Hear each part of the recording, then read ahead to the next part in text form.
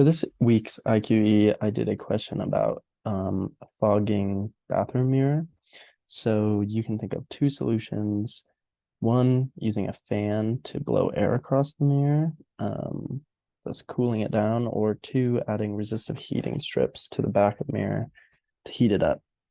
Which solution will be more effective in trying to prevent condensation on the glass?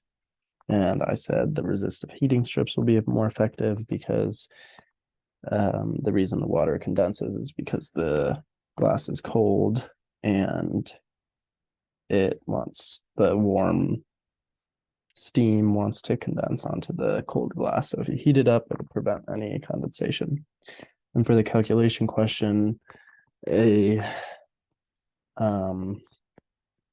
you're told to consider a thin glass mirror that's 1 meter wide, temperature of 90 degrees Celsius is required to prevent any condensation. So you're asked to determine the amount of uniform heat flux on the back of the mirror to maintain this midpoint temperature. So here are the assumptions. You find T film to determine the properties. So 80 degrees Celsius, the properties of air. And then in order to determine the heat flux, you find the Rayleigh number doing all this, and then you can find this number